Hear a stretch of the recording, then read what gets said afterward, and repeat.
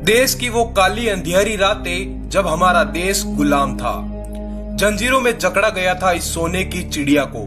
सत्ता थी गोरी चमड़ी के हाथों में। अब क्षत्रियों के भविष्य के फैसले तलवार से नहीं, कागज और कलम से होते थे। पर दिल्ली से दूर बैठा एक शेर मूंछों को ताव देते हुए सब कुछ देख रहा था। उसे इंतजार था कि अंग्रेज एक बार उसे छेड़े तो सही। वो तो ऐसा वीर था कि आंख उठाने वाले की आंखें फोड़ दे। यवन अंग्रेज उस पर हुक्म चला दे, ये उसे कैसे मंजूर हो सकता था। पर अंग्रेज अनजान थे इस वीर की वीरता से और मुंह उठाए पहुंच गए आज के रेवाड़ी। पर यहाँ से तो गढ़े अहिरवाल के शेर की सीमा प्रारंभ होती थी। 3000 की पैदल सेना, 87 गांवों का सरदार था वो। बड़ी जागीर शेरशाह जिगर, हरियाणा का सूरमा। नाम था अहिरवाल वंशी रेवाड़ी नरेश, वीरों के वीर राव बहादुर उर्फ राव तुलाराम। इतिहास के पन्नों में इस शेर की शौर्य गाथा की शुरुआत कुछ यूं होती है। जब राव तुलाराम मात्र 14 वर्ष के थे, तब इनके पिताजी का स्वर्गवास हो गया। पिताजी की मृत्यु के बाद राज्य का सारा भार माता पर आ गया। इसी मौके के इंतजार में बैठे अंग्रेज राव तुलाराम के राज्य को हथियाने की फिराक में लग गए। पर शेरशाह जिगरा लिए अपनी तलवार को धार देता वो वीर था तुलाराम, जिसने बचपन में ही अपनी दाग इलाके में कायम कर ली थी। इसी बीच मराठाओं ने अंग्रेजों पर दावे बोलना शुरू कर दी। राव तुलाराम ने भी अपने शौर्य का परिचय देते हुए सेना तैयार करके अपने मराठा भाइयों के साथ युद्ध के लिए निकल पड़े। वीर के सामने जो आता वो धराशायी हो जाता। बड़े बड़े अंग्रेजी योद्धाओं की ताकत को इस शेर ने टुकड़ों टुकड़ों में चीर दिया। अंग्रेजी सिपाही इस वीर की वीरता से भयभीत हो गई। ऐसा वीर जो अंग्रेजों को उठा उठा के पटक रहा था। अंग्रेजों को वीर तुलाराम की वीरता का अनुभव हो गया था। इस पर अंग्रेज तुलाराम पर क्रोधित हो गए। अंग्रेजों ने भारी सेना से वीर तुलाराम के कब्जे वाले गांवों पर धावे बोलना शुरू कर दिए। अंग्रेज राव तुलाराम की उस समय की 20 लाख की जागीर पर कब्जा करते करते 1 लाख की जागीर पर ले आए।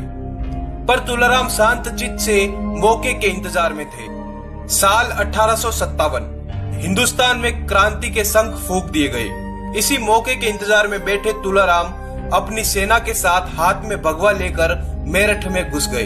तुलाराम के आने की खबर मात्र से अंग्रेजों पर अंधकार के काले बादल छा गए। अंग्रेजों को अपनी मौत नजर आने लगी। राव जी ने मेरठ से 30 अंग्रेजों की गर्दन धड़ से अलग करके युद्ध घोष का ऐलान कर दिया और अंग्रेजी हिंदुस्तानी सेना को भी अपनी सेना के साथ जोड़ लिया और निकल पड़े दिल्ली की तरफ। दिल्ली में राव की सेना ने अंग्रेजों पर कहर बरसाना शुरू कर दिया।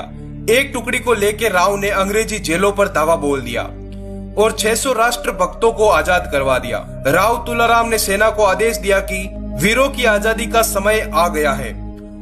गोरी चमड़ी की गर्दनें धड़ से अलग कर दी जानी चाहिए। इसी ललकार के साथ हजारों अंग्रेजों की समाधियां बना दी गई। इसी के साथ राव जी को लगा कि अपने राज्य को भी आजाद करवा दिया जाना चाहिए। इसी गरज के साथ 17 मई 1857 को 500 यादवों की एक सेना के साथ राव तुलाराम ने अपने राज्य के अंग्रेजों पर धावा बोल दिया। तहसीलदार की टांग पकड़कर उसे कुर्सी से हटा दिया और अंग्रेजों द्वारा लूटा गया खजाना अपने कब्जे में ले लिया। राव जी ने यादवों की सेना के साथ मिलकर पूरे क्षेत्र में अपनी जीत का भगवा बुलंद किया और अपने आप को रेवाड़ी, बोरा, शाहजहांपुर सहित 421 गांवों का राजा घोषित कर दिया। यही शंखनाद के साथ राव तुलाराम राय बहादुर बनते हुए मस्तक पर तिलक, माथे पर केसरिया, हाथ में तलवार लेकर ललकार दी कि मैं और मेरा राज्य आजाद है, हम यवनों के गुलाम नहीं हैं। इस ललकार की गूंज इंग्लैंड में सुनाई दी। अंग्रेजी शासन को हिलाकर रख देने वाले इस वीर के खिलाफ इंग्लैंड से वारंट जारी किया गया। इसी के साथ 2 अक्टूबर 1857 8000 की अंग्रेजी सेना के साथ मेजर सोवर्स ने राव तुलाराम पर हमला किया। पर वीर ने सबको अपनी तलवार की धार से परिचित करवा दिया।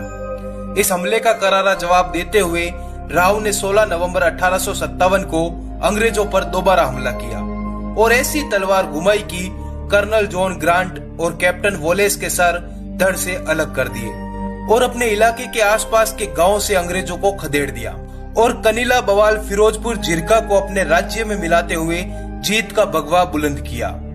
इसी का जवाब देते हुए 3 दिन बाद अंग्रेजों ने 25,000 की बड़ी फौज लेकर नाभा, कोरथल, जिंद, पटियाला की फौजों को साथ में मिलाकर रेवाड़ी पर हमला किया।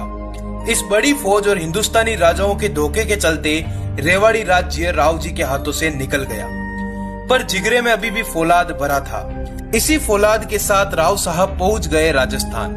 राजस्थान में राजाओं की सहायता से रूस जाने का निर्णय किया गया। मारवाड़, बीकानेर, जयपुर के राजाओं ने राव को आर्थिक सहायता दी। राव निकल पड़े रूस के राजा जार से मिलने। आज भी राव तुलाराम के पत्र रूस के सेंट पीटर्सबर्ग के संग्रहालय में रखा है।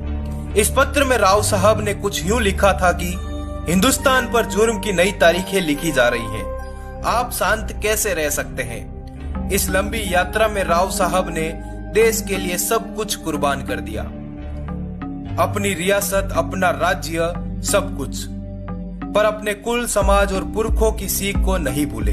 हम नमन करते हैं ऐसे वीर के साहस को, जो अगर चाहता तो अंग्रेजों के साथ मिलकर राजा बने रह सकता था, पर उन्होंने आजादी को चुना, देश को चुना और काबुल में इतिहास के पन्नों में अपनी वीरता की दाग छोड़ते हुए दुनिया से विदा हो गई।